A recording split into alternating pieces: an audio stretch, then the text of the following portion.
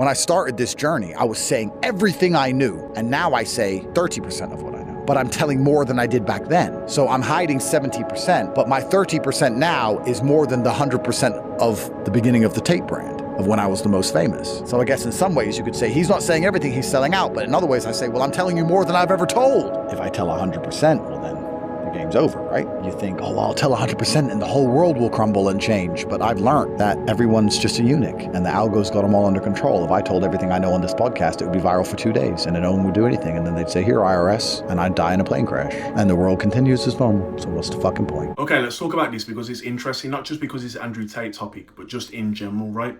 Now, this whole Andrew Tate selling out thing, playing the Kanye West song, going on podcasts, essentially soft apologizing in order to get back in good graces and to hope that he doesn't lose whatever he's worked for and all this type of shit, right? Selling out.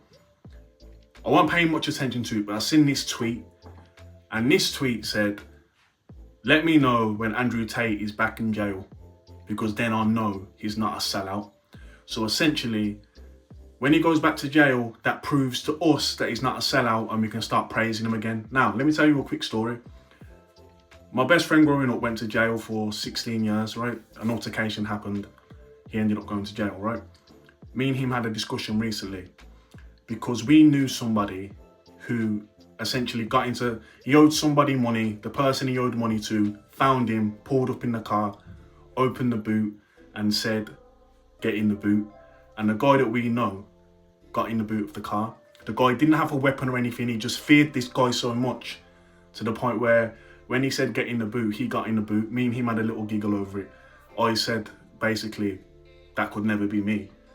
You know, I'm not getting in no one's boot, especially if the person's unarmed. Even if he's armed, I'm probably not going to get in the boot, right?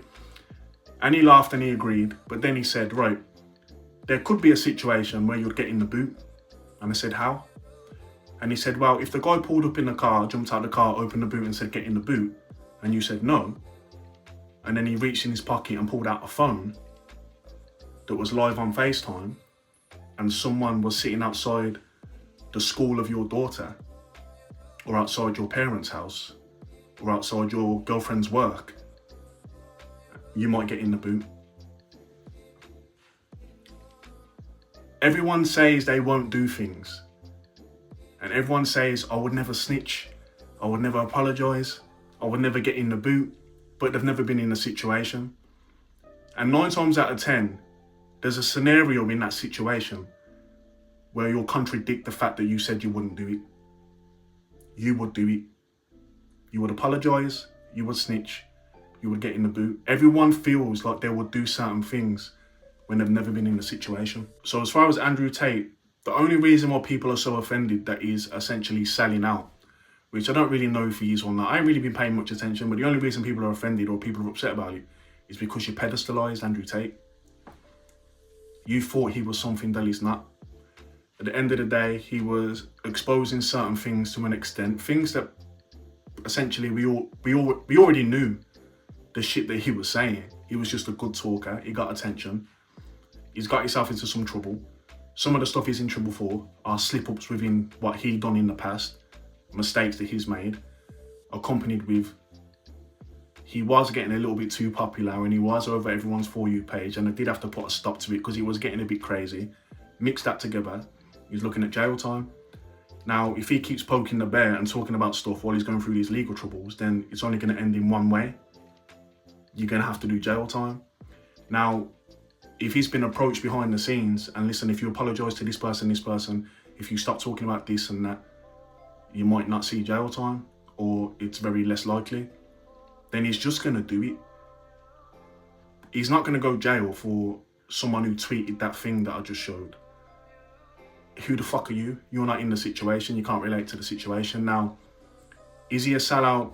I don't know. I don't care. I don't pay attention to this shit. I'm aware that everything that goes on is manipulated. The people that we have to listen to, a lot of them have bad intentions. We're just all living. We're viewed like cattle, right? So when someone speaks up and exposes what's going on, and then gets told by the people that is exposing to be quiet, and then he be's quiet, it rubs us the wrong way because you've got us invested. You've got us into these conspiracies that end up never being conspiracies. And now we're following you. Now you're the leader because you've got the balls to speak and we haven't. And we haven't got the balls to speak, but now you've spoke and apologized, we're mad at you. It's just a flaw in human, a flaw in human nature that I'm aware of. This is why I don't get into it, right? You can't be ignorant and say you won't do this, you won't do this, you won't do that when you've never been put in a situation. Just have the wisdom to say, listen, I've never been put in that situation. I don't know what I'd do. I like to think I wouldn't apologize, but I've never been put in that situation. And I don't know what it's like to be in that type of danger or have my family in that type of danger. I'm not willing to put myself or the people I care about at risk in order to keep people I've never met happy, right? So that's my take on that type of situation. You can call him a sellout. You can stop watching him. I stopped watching him years ago. I think he said everything he could say, and then eventually he got a bit silly. Once he started doing things with the streamers and stuff like that, the childish shit, I just weren't interested no more. So, but to call him a sellout, he's already done. He's already shed the light on it. What do you want him to do? Just keep beating a dead horse until he's in the ground or until he's in jail? What do you want him to do? Think about it. Peace.